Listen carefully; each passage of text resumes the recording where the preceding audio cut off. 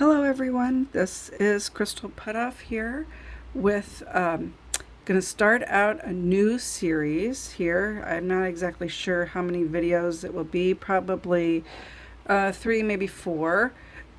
So this is the part 1. I'm going to call this learning and renewing. How's that? I don't know if I'll remember that, but this was the very first Rhea egg that I did, and I learned a lot from doing this. One of the things I learned was that you really have to take the shine, the outer enamel off of the Rhea egg before working on it. And this was my first one. I thought I had it all off. I didn't. Rhea eggs, similar to an ostrich egg, they need to have that outer actually enamel removed from the egg in order for the dyes to take. So the dyes here they're not real vibrant. It's actually showing up better on camera than it is in person. So that was one of the things that I learned. That was my first Rhea egg, so it's sat in my cabinet. And the other thing that's happened to it is I also, at the time I was doing this, I'm using a different varnish now. I use One Shot, which has some UV protection in it. What I was using did not. And so you can kind of see from this side to this side, a little bit of sun damage.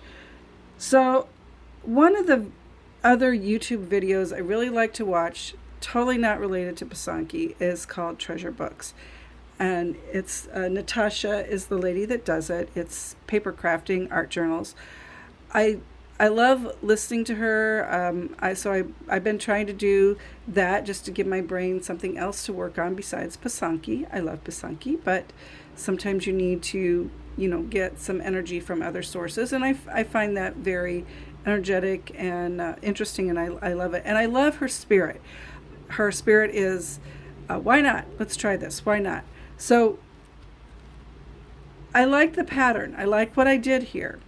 Some of it I would do different as an all eggs. So I am going to attempt to sand off all of the varnish. I have a chemical I bought that I think will take off the varnish, and redo this egg. But before I do that, I wanted to do this pattern before I got rid of it. Yeah, I took pictures of it, but I wanted to redo it in memory of the first Rhea egg I did. So I thought, you know what? I'm going to do this on a swan egg. So this is a swan egg. I got these from a friend of mine who had a pair of swans, had them for years. They never laid any eggs. And then the male died. And then the female started to lay eggs. So he knew they weren't fertile.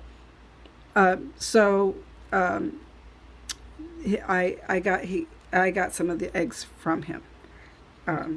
And this is what a swan egg looks like. I don't know if you can tell. It's got kind of a palish green color. It's really pretty. Let me see if I don't have a white. There's a chicken egg. It's got a little writing on it, but you can kind of see the difference. It's got this beautiful pale green on it. So I want to make sure I incorporate that into some of my design. So what I did was I got this idea after I'd already started working on this egg. So this is a swan egg. I have dyed it dark green. I used, the color I used was asparagus from Pysanky, USA. The eggshell, I made it double strength. And because the swan eggs, I have made a few of them, they can be really tough to take the color.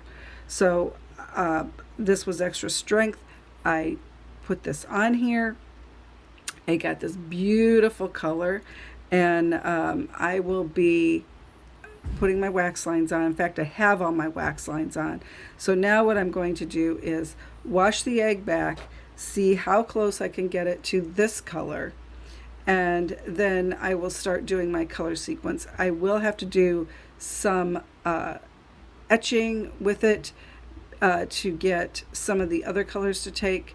This is what I've learned from doing ostrich, or not ostrich, I keep saying ostrich, not ostrich, this is a swan egg.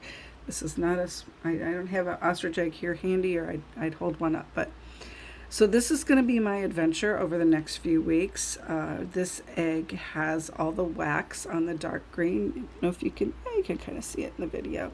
And then we're going to start adding the colors. So kind of a stained glass effect, but I'm going to go with greens and pinks.